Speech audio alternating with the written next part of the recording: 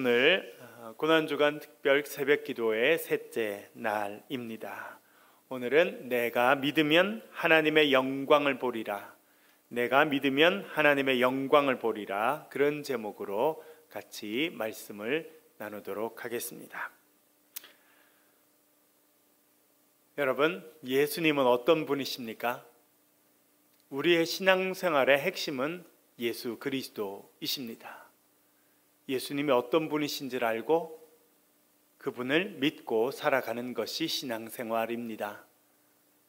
예수 그리스도께서 허락하시는 은혜를 입고 그 은혜를 누리며 살아가는 것이 신앙생활입니다. 우리는 특별히 이번 한 주간 고난주간을 보내고 있습니다. 고난주간은 예수 그리스도를 더욱 묵상하는 주간입니다. 예수님께서 어떤 분이신지 배우고 우리가 그 예수님을 어떻게 본받으며 살아갈 것인가를 묵상하는 소중한 주간이 고난주간입니다. 예수님은 생명의 떡이십니다. 하늘로서 내려오신 생명의 떡이십니다. 그 떡을 먹는 자는 영원히 살 것이라 말씀하셨습니다. 이스라엘 백성들 광야에서 하늘에서 내리시는 만나를 먹었습니다. 그때 주님의 은혜를 누렸습니다. 그러나 결국 그들은 죽게 되었습니다. 그러나 하늘로서 내려오신 참된 생명의 떡이신 예수 그리스도를 믿는 자는 영원히 살게 될 것이라 성경이 말씀하십니다. 또한 예수님은 생명의 물이십니다.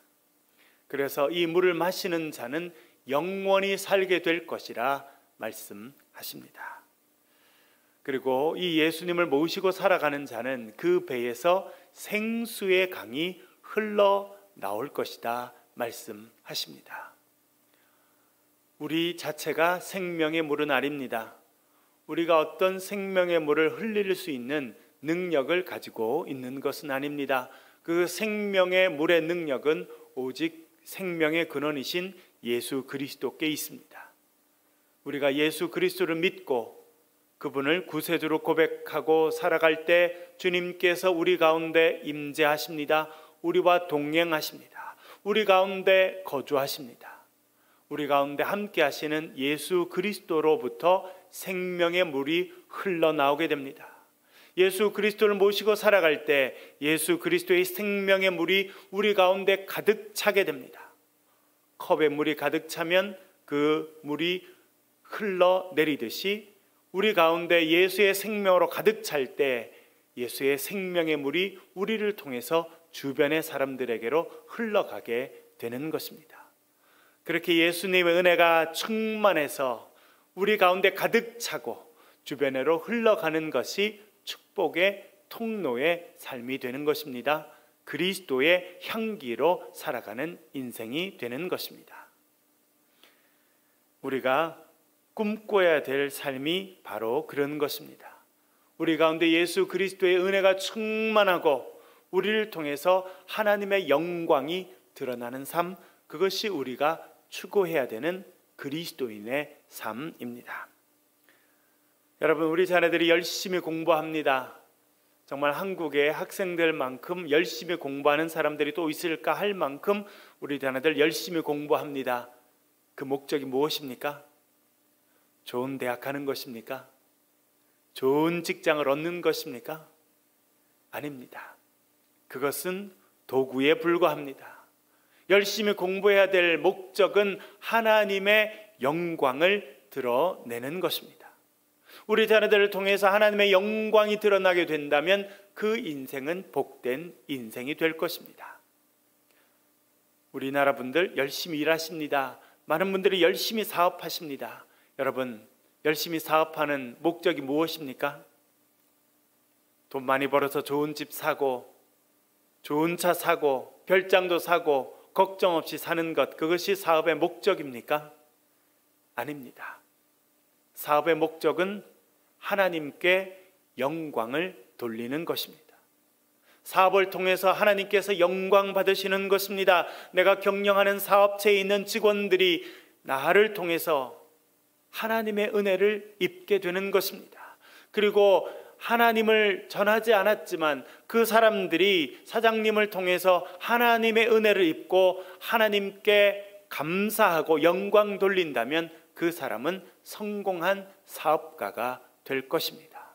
우리의 삶의 목적은 하나님께 영광을 돌리는 것입니다.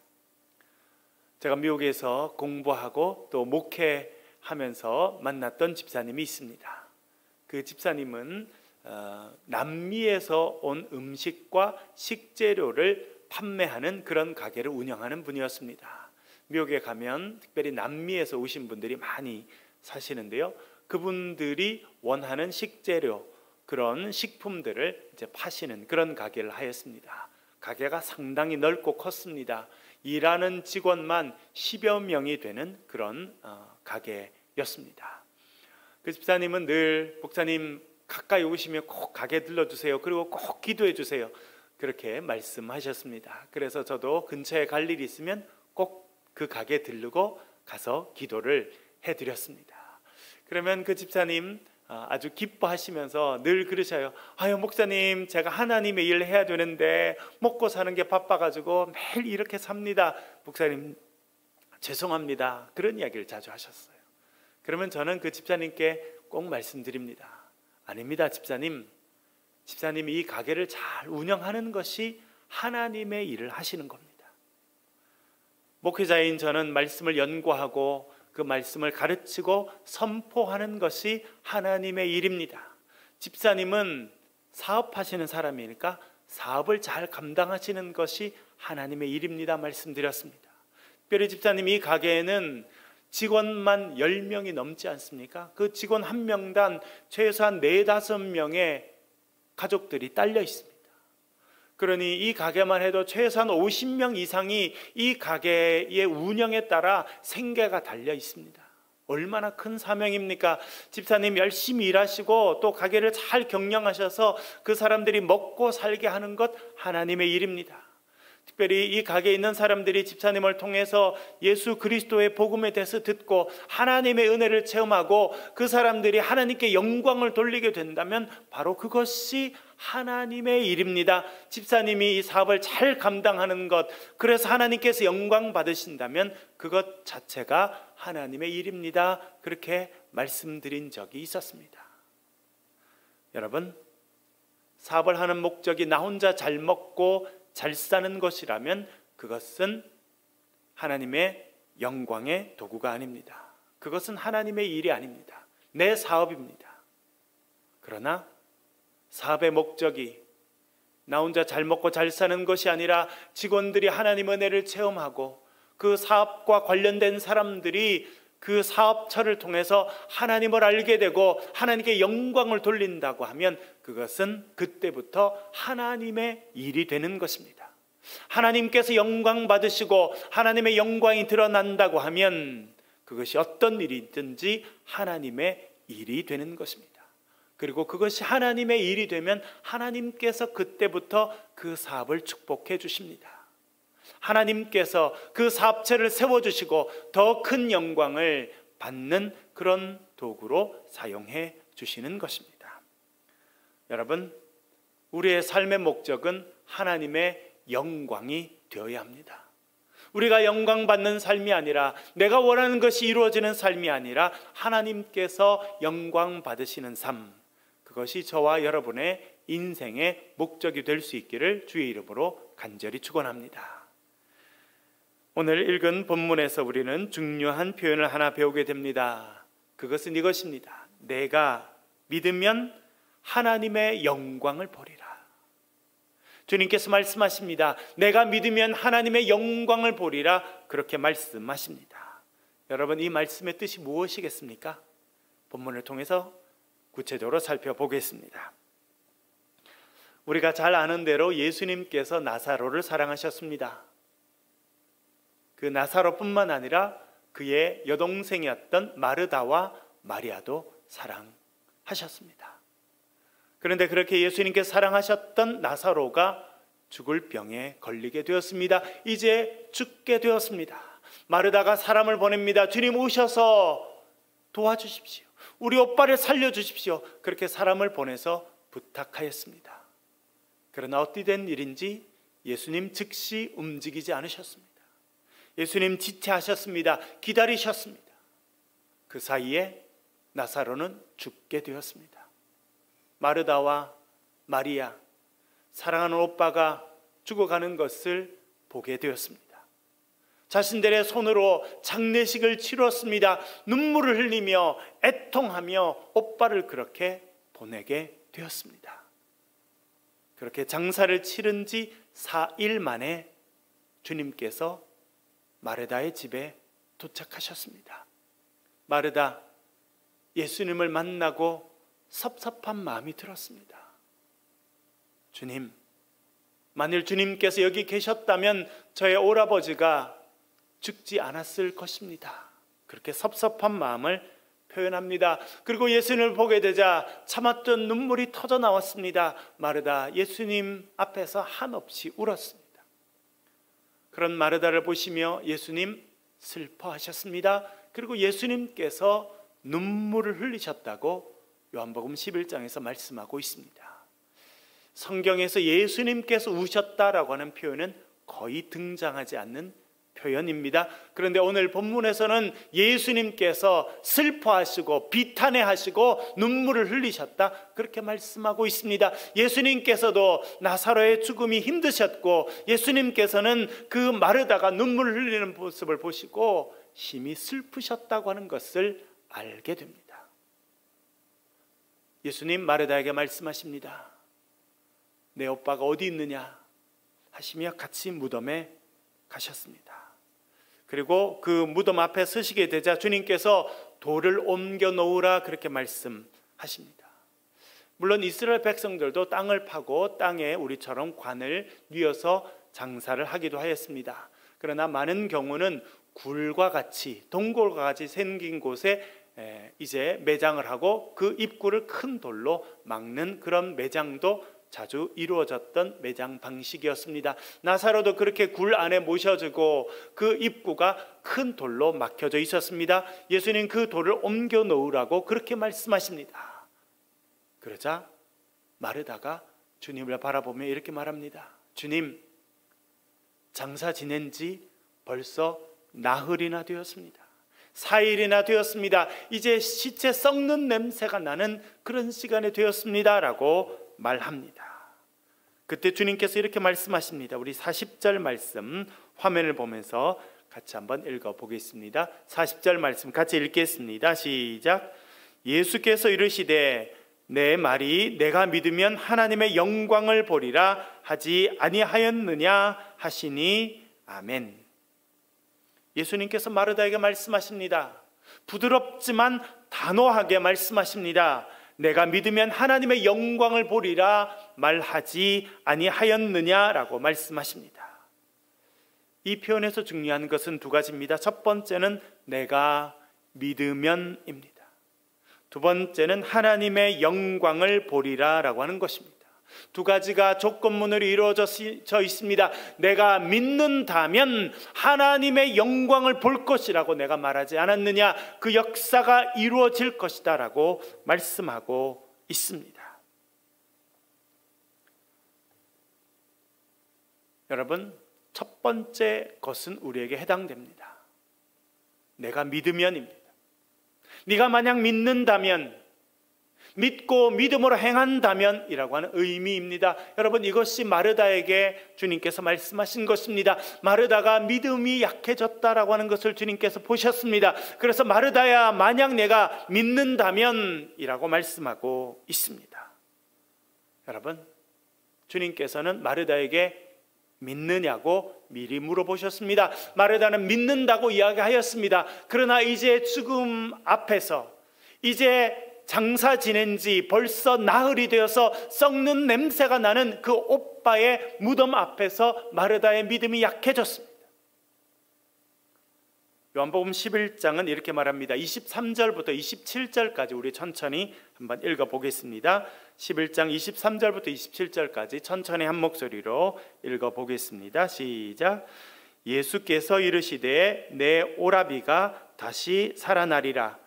마르다가 이르되 마지막 날 부활 때에는 다시 살아날 줄을 내가 아나이다. 예수께서 이르시되 나는 부활이요 생명이니 나를 믿는 자는 죽어도 살겠고 무릇 살아서 나를 믿는 자는 영원히 죽지 아니하리니 이것을 내가 믿느냐. 이르되 주여 그러하외다. 주는 그리스도시요 세상에 오시는 하나님의 아들이신 줄 내가 믿나이다. 아멘. 주님께서 말씀하십니다. 마르다야, 너의 오빠가 다시 살아나게 될 것이다. 마르다가 말합니다. 주님, 저에게 믿음이 있습니다. 그것은 마지막 날에 부활의 때에 저희 오빠가 다시 살아나게 될 것이라는 것을 저는 믿고 있습니다 라고 말합니다. 주님, 그러자 주님께서 말씀하십니다. 마르다야, 그 말이 아니란다. 내가 부활이요 생명이란다. 그래서 나를 믿는 자는 죽어도 살겠고 살아서 나를 믿는 자는 영원히 죽지 아니할 것이다. 이것을 내가 믿느냐? 그렇게 물어보셨습니다. 그가 말합니다. 주님, 제가 믿습니다. 주님은 그리스도시요 살아계신 하나님의 아들이신 줄을 내가 믿습니다 라고 믿음을 고백하였습니다. 여러분, 이 무덤 앞에서 주님께서 말씀하십니다. 네가 믿으면 하나님의 영광을 보리라 그렇게 말씀하셨습니다. 그런데 이 마르다 무덤 앞에서 믿음이 약해진 것입니다.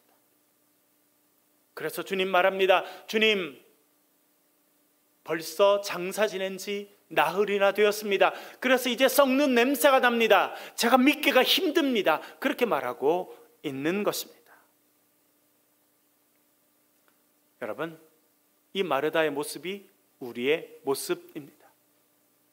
우리가 예수님을 만났을 때, 예수님 앞에 서 있을 때 네가 믿느냐라고 말씀하시면 우리는 주님 믿습니다. 주님 그리스도이심을 믿고 살아 역사하심을 믿습니다. 저에게 믿음이 있습니다라고 고백하기가 쉽습니다. 그러나 무덤 앞에 서서는 우리의 믿음이 약해질 때가 많이 있습니다.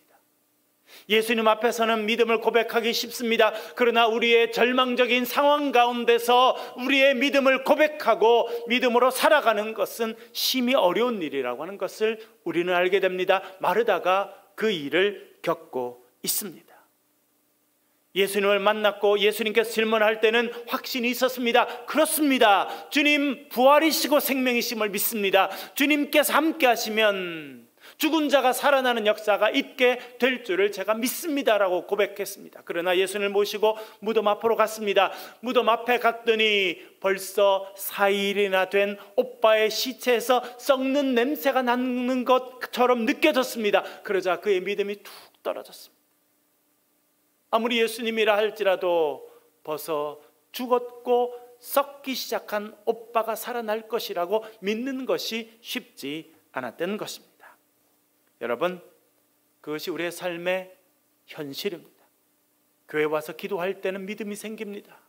말씀 듣고 은혜 받을 때는 그렇습니다라고 하는 확신이 듭니다. 그러나 어려운 삶의 현장에 돌아가면 우리의 믿음이 무덤 앞에 선 마르다처럼 무너지는 것을 우리는 경험할 때가 참 많이 있습니다. 제가 만났던 분 중에 참 훌륭한 분 중에 한 분이 숙명여자대학교를 4번 총장으로 이끄셨던 이경숙 권사님이십니다.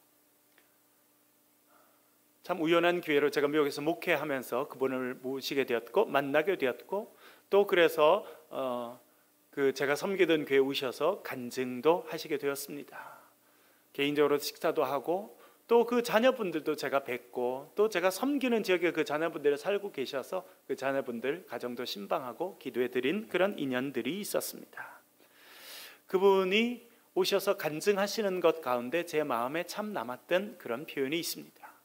그분이 이제 숙명여자대학 총장을 맡으시고 기도하셨답니다. 교회 또 권사님이기도 하셔서 그분이 교회 가서 기도하는 중에 하나님께서 꿈을 주시고 비전을 보여주셨다는 것입니다. 그래서 그 비전을 선포하고 이제 그 비전을 향해서 큰 프로젝트를 만들어서 진행하고 계셨다는 것입니다. 그런데 현실은 참 어려웠답니다. 처장들, 학장들 그런 분들을 모셔놓고 비전을 이야기하면 총장님 참 좋은 비전입니다만 가능하지는 않습니다라고 이야기하더라는 것입니다.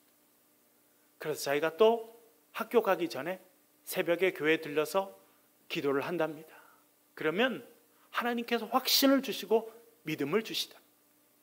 그런데 다시 학교에 가서 직원들을 만나고 처장들을 만나면 낙심이 되더라는 거예요. 그래서 그분이 그렇게 표현하셨습니다. 기도를 하면 하나님이 보여서 힘이 났습니다. 그러나 눈을 뜨면 사람들이 보여서 두려움이 찾아왔습니다. 그렇게 표현했어요.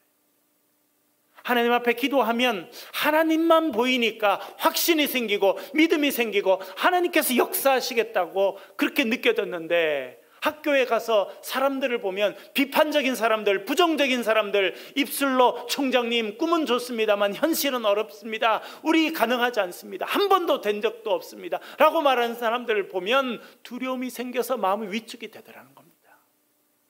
그래서 결단해야 되더랍니다. 기도하면서 하나님 주신 비전들을 밀고 나갈 것이냐, 안 그러면 이 사람들의 이야기를 듣고 내 꿈을 접을 것이냐. 여러분, 그것이 우리의 삶의 현실입니다. 마르다도 그랬습니다. 예수님 앞에 섰을 때 주님 그렇습니다, 주님은 그리스도이십니다, 하나님의 아들이십니다, 제가 믿습니다라고 고백했습니다. 그러나 죽은 지 나흘이나 된 오빠의 무덤 앞에서 그의 믿음은 유지하기조차 쉽지 않았습니다. 그래서 주님께서 말씀하십니다. 내가 믿으면 하나님의 영광을 보리라, 그렇게 말씀하신 것입니다. 여러분, 우리도 마르다와 같습니다. 주님 앞에 기도할 때는 확신이 있습니다. 하나님 은혜가 기대가 됩니다. 꿈과 비전으로 가득 차게 됩니다. 그러나 사람들을 만나게 되고 부정적인 이야기를 듣게 되고 우리의 삶의 형편 가운데 있게 되면 우리의 믿음이 무너지고 우리의 꿈이 작아지는 것을 느끼게 됩니다. 여러분, 그래서 우리가 주님을 바라보아야 합니다. 이는 풍랑을 바라보면 물속에 빠질 수밖에 없습니다. 그러나 예수님을 바라보면 물 위를 걷는 인생이 되는 것입니다. 여러분, 우리도 마르다와 같습니다. 주님께서 말씀하십니다. 내가 믿으면 하나님의 영광을 보게 될 것이다 말씀하십니다. 주님 무덤 앞에 쓰였습니다. 그리고 말씀하십니다. 나사로야 나오너라, 크게 외치셨습니다. 그러자 나사로가 일어났습니다. 장사된 지 벌써 4일이나 된 나사로가 일어났습니다. 그리고 그가 걸어 나왔습니다. 온 몸이 천으로 칭칭 감겨 있었습니다. 손과 발이 천으로 감겨 있었고 머리에는 수건이 덮여져 있었다, 그렇게 표현해 주고 있습니다. 죽은 지 나흘이나 된, 이제 시체가 썩게 된 그 단계에 있었던 나사로가 살아나오게 되었다고 하는 것을 성경이 말씀합니다. 주위에 있던 모든 사람들이 놀랐습니다. 그들이 깜짝 놀랐습니다. 믿게 되었습니다. 하나님께서 하시는 놀라운 일을 보며 하나님께 영광을 돌리게 되었다, 성경이 말씀하고 있습니다. 여러분, 주님 말씀하십니다. 내가 믿으면 하나님의 영광을 볼 것이다 말씀하십니다. 오늘 주님 앞에 기도하며 우리 가운데 하신 이 말씀을 다시 되새기실 수 있기를 바랍니다. 내가 믿으면 하나님의 영광을 보리라. 주님, 우리가 마르다와 같습니다. 우리가 믿음이 적습니다. 인생의 어려운 일들을 만나며 낙심되고 절망되고 쓰러질 때가 있습니다. 주님, 저를 도와주옵소서. 주님 앞에 기도하실 때 하나님께서 저와 여러분에게 믿음을 주시고 우리를 하나님의 영광의 도구로 사용해 주실 줄로 믿습니다. 그런 은혜를 받아 누리는 저와 여러분 되시길 주의 이름으로 간절히 축원합니다. 우리 같이 한번 기도하겠습니다. 우리 말씀을 가지고 한번 묵상하며 또한 소리를 내서 기도하겠습니다. 하나님, 저희들이 마르다와 같습니다. 교회 와서 기도하고 은혜 받을 때는 믿음이 생기지만 부정적인 사람들을 만나게 되고 어려운 삶의 현실을 보게 될 때 낙심하고 쓰러지고 믿음이 없어지고 부정적인 말들을 하게 되고 믿음 없는 사람처럼 행동할 때가 있습니다. 주님 우리를 불쌍히 여겨주시고 믿음의 믿음을 더하여 주시옵소서. 우리 가정 가운데 믿음을 더하시고 우리 교회에 믿음을 더하셔서 하나님 우리가 주님의 영광의 도구가 되게 하시고 우리를 통해서 역사하시는 하나님의 일들을 바라보며 경험하며 하나님의 영광의 도구로 쓰임받는 그런 인생이 되게 도와주시옵소서. 시간 소리를 내서 통성으로 같이 한번 기도하겠습니다. 그리고 연이어서 개인적인 기도로 주님 앞에 나아가시길 바라겠습니다. 기도하겠습니다.